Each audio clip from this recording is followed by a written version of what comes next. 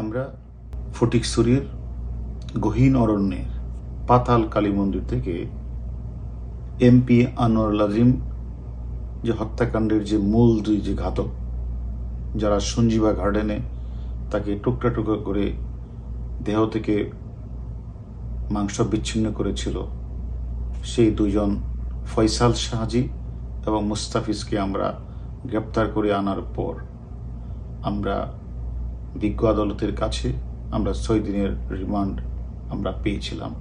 সেই রিমান্ডের প্রেক্ষিতে তাদেরকে আমরা জিজ্ঞাসাবাদ করি। যদিও আমরা আগে বলেছিলাম তাদেরকে ওই ফটিকছড়ির পাতাল কালী মন্দিরে গ্রেপ্তার করার পরেই কিন্তু সেখানেই তারা আমাদের কাছে সবকিছুই তারা আমাদের কাছে অকপটে স্বীকার করেছিলেন। তারপরেও আমরা আদালতের অনুমতি কেউ 6 দিনের রিমান্ডে নিই, তাদের বিস্তারিত তাদের সাথে আমরা কথা বলেছি এবং তারা যে কথাটি আমাদেরকে আসলে জানিয়েছেন যে মূলত এখানে শাহিনী তাদেরকে মূলত পাসপোর্টের ব্যবস্থা করে দিয়েছেন কলকাতা যাওয়ার, এবং সেখানে ভিসা ব্যবস্থা করেছেন, এবং যতদিন পাসপোর্ট ভিসা হয় নাই ততদিন তারা শাহিনের ওই বাসায়, যে বাসাটা এল ব্লকে বসুন্ধরা, সেখানে রেখেছিলেন। এবং সেই বাসায় থেকেই তারা যে শাহিনের পিএস সিয়ামের মাধ্যমে তারা ভুয়া কাগজপত্র, যেমন ফয়সালকে হৃদরোগী, মুস্তাফিজকে কিডনি রোগী সাজানোর কাগজপত্র, ভুয়া ব্যাংক স্টেটমেন্ট, এবং তাদেরকে বিভিন্নভাবে কাগজপত্র তৈরি করে তারা ইন্ডিয়ার ভিসা তারা পেয়েছিলেন, এবং তাদেরকে 20,000 টাকা দিয়েছিলেন যাতে তারা ওই রেল যুগে তারা যেন ইন্ডিয়া চলে যায়। এবং সেখানে তারা কিন্তু ইন্ডিয়া গিয়ে সেখানে প্রথমে হোটেলে ছিল, বা 10 তারিখের পরে তারা সঞ্জীবা গার্ডেনে প্রবেশ করে। অন্যদিকে এবং তারা সেখানে গিয়েও তারা কিন্তু যে ফয়সাল যে কাজটি করেছেন, যে 13 তারিখ গোপালবাবুর বাসা থেকে বের হওয়ার পরে তাকে লাল গাড়িতে করে নিয়ে আসা, শিমুল বইয়ের কাছে পৌঁছে দেওয়া, তারপরে যে শাহিনীর যে পিএস পিন্টুর কাছ থেকে ক্লু ফর্মটা শ্যামের মাধ্যমে রিসিভ করে বাসায় নিয়ে যাওয়া, তারপরে চাপাতি বাসায় নিয়ে যাওয়া, তারপরে ওই যে চেয়ারের মধ্যে বেঁধেছিল সেই চেয়ারটাও সিএমের কাছ থেকে ওই সঞ্জীবনে নিয়ে যায়। সবগুলি কাজই কিন্তু মানে এই বাসা থেকে মুস্তাফিজ, ফয়সাল শাহজি এবং জিয়াদ তালুকদার তারা কিন্তু ওই বাসায় থেকেই তারা এই হত্যাকাণ্ডটি সংঘটিত করেছে।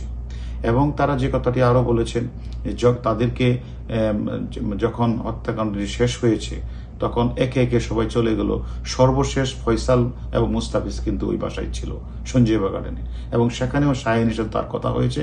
শাহিন তাদেরকে বুঝিয়ে বলেছে যেন বাসাটা যেন খুব ভালোভাবে পরিষ্কার করে, কোথাও যেন চুল এবং কোথাও যেন রক্তর দাগ লেগে না থাকে, তো থাকে তাহলে কিন্তু সিআইডি পুলিশ এসে সে বুঝে ফেলবে এবং তাদেরকে আবার গ্রেপ্তার করতে পারবে। সেই কারণে তাদেরকে বলেছে যে পাউডার দিয়ে যেন ভালোভাবে যেন মিশে দৌত করে তারপরে যেন তারা বাংলাদেশে আসে, এবং বাংলাদেশে আসার টিকিটও কিন্তু শাহিন তাদেরকে করে দিয়েছিলেন। এবং তারা বাংলাদেশে আসার পরেও দেখা গেল তারা 19 তারিখ শাহিনের বাসা, যে বসুন্ধরা বাসায় উঠেছিল, যে বাসায় শাহিনের মদের কারখানা ছিল, সেই বাসার 3 তলায় কিন্তু তাদেরকে করে দিয়েছিল। যেহেতু 19 তারিখ রাতে তারা শিমুল পিয়া গ্রেপ্তার হয়, তখন তারা লাগেজ ফেলে দিয়ে তারা ওই শাহিনের যে সিকিউরিটি গার্ড বাবুর কাছ থেকে শাহিন 30,000 টাকা দিয়েছে, সেই 30,000 টাকা নিয়ে তারা কিন্তু বিভিন্ন জায়গায় পালিয়ে তারা আসছে। তারা যেহেতু ফয়সাল একজন ট্রাক ড্রাইভার ছিল, দেশের বিভিন্ন অঞ্চল সে গিয়েছে, সেই কারণে তারা সর্বশেষ তারা ফটিকছড়ির গহীন অরণ্যে পাতাল কালী মন্দিরে তারা হিন্দুদের ধুতি পরে মা কালী পূজা করছিল, এবং তারা সেখানে ঘুমাতো।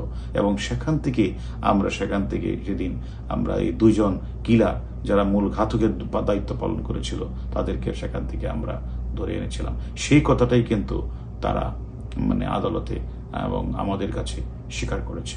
আমরা মনে করি আমরা এই পর্যন্ত এই হত্যাকাণ্ডে মোট আমাদের কাছে 7 জন গ্রেপ্তার আছে, এবং আমি মনে করি এর মধ্যে প্রায় 3 জন, আর বাবু 4 জন, আর 6 জন, 7 জনের মধ্যে 6 জনেই আমাদের পার্টে তারা 160 ভোগে তারা স্বীকারোক্তিমূলক জবানবন্দি দিয়েছেন।